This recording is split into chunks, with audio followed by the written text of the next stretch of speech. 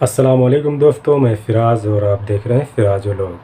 तो आज इस वीडियो में बताने वाला हूँ सऊदी अरब की कुछ अहम खबरें। तो चलते हैं सीधा खबर की तरफ, पूरा विस्तार से पढ़ के आपको सुनाते हैं। तो सबसे पहली खबर यह है कि सऊदी अरब जल्द ही टूरिस्ट वीज़ा जारी करेगा। अमरीकी न्यूज़ चैनल ब्लूमबर्ग ने सऊदी के एक अधिकारी के हवाले से कहा कि सऊदी अरब उन टूरिस्ट वीज़ों को फिर से जारी करने की योजना बना रहा है जो पिछले साल कोरोना वायरस के कारण रद्द कर दिए गए थे।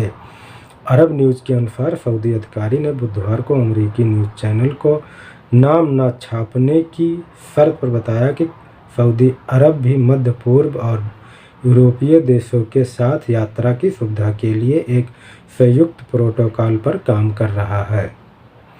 सऊदी अरब की तेल पर निर्भरता को समाप्त करने के लिए विदेशी पर्यटकों को प्रोत्साहित करना महत्वपूर्ण है। सऊदी अरब ने सितंबर 2019 में अपनी सीमाएं खोली। पहले इसकी गिनती उन देशों में होती थी जहां हज के अलावा अन्य यात्रा करना बहुत मुश्किल होता था।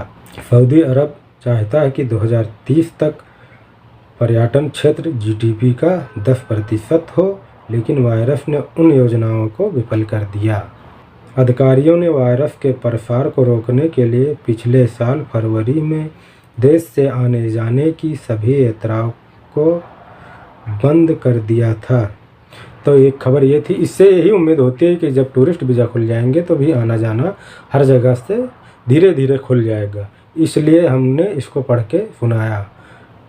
और कोई हम लोगों की ये न्यूज़ नहीं है, लेकिन इससे उम्मीद यही है कि जब टूरिस्ट वीज़ा खुल जाएंगे तो आना जाना चालू हो जाएगा हर जगह से। तो एक खबर ये थी। एक खबर यह है कि कोरोना वैक्सीन किन लोगों को मिलेगी, तो मैं आपको पूरा उसको विस्तार से पढ़ के सुनाता हूँ। बुजुर्गों के लिए उपलब्ध वैक्सीन की दूसरी खुराक। सऊदी अरब में स्वास्थ्य मंत्रालय का कहना है कि 60 साल और उससे अधिक उम्र के लोगों को कोरोना वैक्सीन की दूसरी खुराक दी जाएगी। समाचार 24 के अनुसार स्वास्थ्य मंत्रालय की ओर से 10 अप्रैल को जारी बयान में कहा गया कि कोरोना वैक्सीन की दूसरी खुराक की सभी तिथियों अनिश्चित काल के लिए स्थगित कर दी गई हैं। दूसरी खुराक के संबंध में स्वास्थ्य मंत्रालय ने कहा कि दूसरी खुराक की नई तिथियां जारी की जाएंगी। आगमन पर निर्धारित किया जाना चाहिए, यानी वैक्सीन जब आएगी उस हिसाब से जारी किया जाएगा।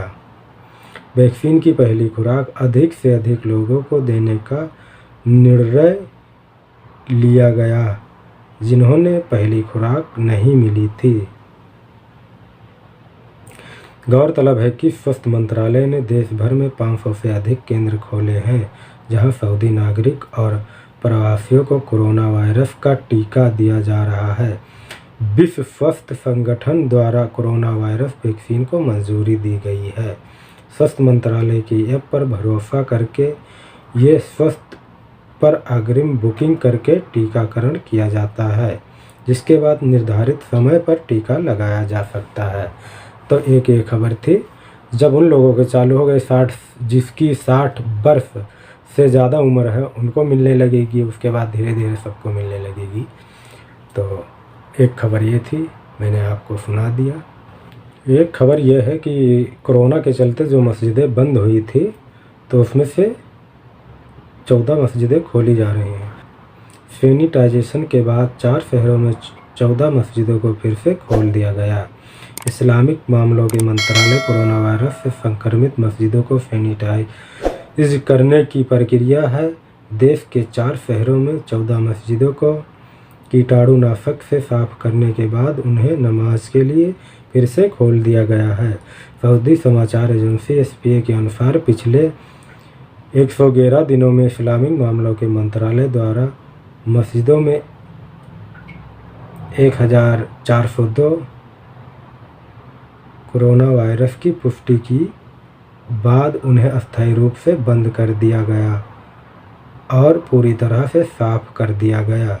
यानी 1402 लोगों में कोरोना वायरस पाया गया था, इसकी वजह से बंद कर दिया गया था। उसके बाद साफ सफाई कर दिया गया है।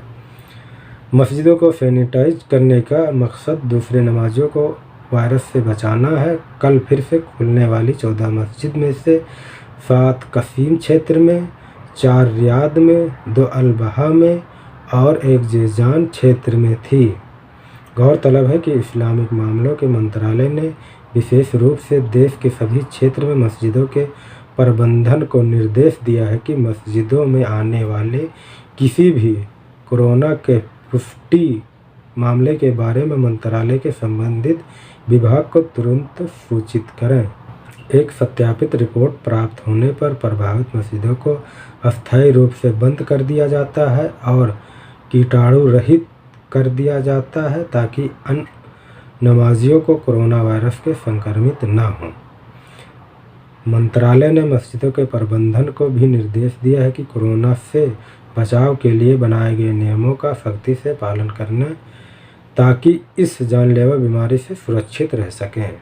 मस्जिदों में नमाजियों को भी मास्क पहनना अनिवार्य है, जबकि जमात के बीच सामाजिक दूरी के सिद्धांत कड़ाई से पालन किया जाता है। जो लोग जमात नमाज के लिए आते हैं उन्हें भी अपने साथ नमाज लाना आवश्यक है। हालांकि अधिकांश मस्जिदों में नमाज की एक जगह होती है जिसका उपयोग प्रशासन द्वारा विशेष रूप से उन लोगों के लिए किया जाता है जो अपनी नमाज नहीं ला सकते, मस्जिद में आ रहे हैं।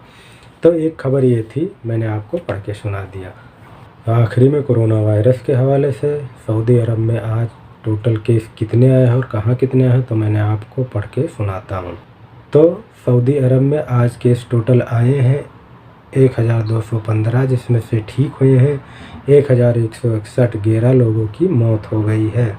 सबसे ज़्यादा केस आए हैं रियाद में 345 और मक्का में आए हैं 324, इस्टर्न में 145, मदीना में 96, असीर में 80, जेजान में 64, अलकसीम में 55, ताबूक में 35, नजरान में 23 और हैल में 21, अल-बहा में 17, नॉर्थन बॉर्डर पर 6, अलजोफ में 4।